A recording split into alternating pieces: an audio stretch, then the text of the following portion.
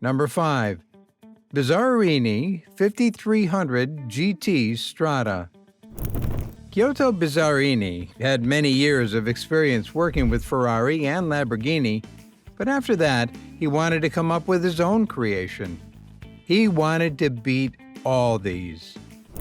The Bizini 5300 GT Strata was one of Bizini's most successful cars of all time. The Strata was first launched in 1964. The car was built with a front mid-engine, rear-wheel drive layout, and a 327 Chevrolet small block engine.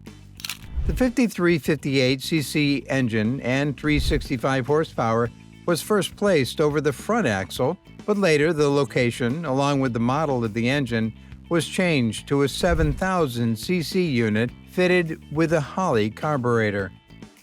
The 5300 GT Strata could propel to a top speed of 280 kilometers per hour. With Dunlop four-wheel disc brakes, a Borg-Warner T10 4-speed manual transmission, Didion tube rear suspension, and an aluminum-styled body, the car was a masterpiece even by the 21st century standards. A few other variants were also introduced for a limited period, like the 5300 GT Erica, which was a lower-cost model launched for the U.S. market only. This one had a fiberglass body and a simplified rear axle. Instead of the premium features, this had an A-arm with coil springs and tubular shocks. Another variant was the Bizini 5300 GT SI Spider. This one had only 3 cars. All 3 were created on the Strata chassis. The first one was launched at the Geneva Motor Show in 1966. The 5300 GI SI Spider was the only car that was advertised as a coupe, targa, and a complete convertible roadster. As per reports, Bizini now plans to revive the company with old models and produce 24 examples of the Bizini 5300 GT Revival Corsa. Number 4. Alfa Romeo Giulia TZ2. One could say the 1960s was truly a revolutionary era for the racing industry because, with the invention of one classic car after another, there were plenty of options in the market. Still, unfortunately, these cars have not survived for a long time. One such rare car was the Alfa Romeo Giulia TZ2. And although it is named as the Alfa Romeo Giulia TZ2, but the car was built by a team at Auto Delta under the supervision of the owner, Carlo Citti, and design engineers Orazio Stata and Giuseppe Busso. It is because when the design was in process, Alfa Romeo had acquired Auto Delta. The front-engine, rear-wheel drive race car also made an appearance in the video game Forza Horizon 2. The car was first presented at the 192 Turin Motor Show. The vehicle, with a nickel-chromium tubular chassis light alloy coachwork, was built as a racing car for the Gran Turismo category on the show. The Alfa Romeo cars have a stark reputation for their design and build, and this one was nothing less than the best. After the debut at the Turin Motor Show, a few things were changed in the vehicle, like the body of the car was changed from light alloy to sleek fiberglass, and even the weight was reduced to just 40 kilograms. The engineers gave the car ultralight magnesium casings and the cylinder head from the GTA. The Giulia TZ2 was equipped with an engine with a twin-spark cylinder head and dry sump lubrication. Together with that, the hotter camshafts, larger valves, and twin-plug ignition brought the power to 170 horsepower. The inside of the car had seats that were fitted, and the steering column was lowered along with the entire dashboard. The racing career of the Giulia TZ2, although brief but was really successful, The car ran in 5 international events. Number 3. Ford Fairlane Thunderbolt. Ford has always been one of the leaders in the automotive market, but their Fairlane Thunderbolt is specifically something to boast about.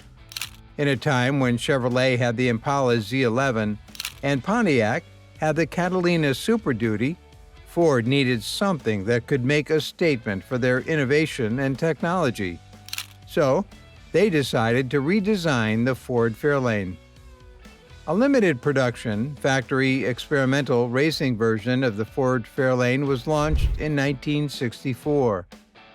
Only 100 of these cars were made, of which 49 were built with a 4-speed transmission, and the remaining 51 were built with an automatic transmission. These were the cars that helped Ford to win the 1964 NHRA Super Stock Championship. The car went through a lot of testing. After this, the car was built on Ford's 7.0-liter FE V8 engine, which featured dual 4-barrel carburetors and 425 horsepower, but many believe that the car could propel at a top speed of 600 horsepower. But later, this engine proved to be too big for the Thunderbolt, so they changed to a 4.7-liter V8 engine. The stock steel from the Ford Fairlane was replaced by aluminum units in the Thunderbolt. The factory glass was changed to plexiglass panels, and the seats were removed to make flat buckets inspired by the Ford Ecoline van.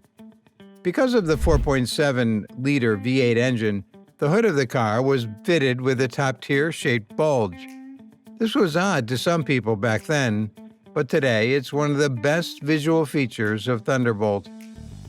While most of the 100 Thunderbolts survived and were restored, it is still very rare to find a Thunderbolt on the road.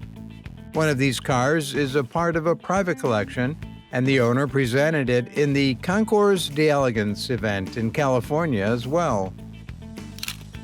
Number 2. Chevrolet Corvette L88.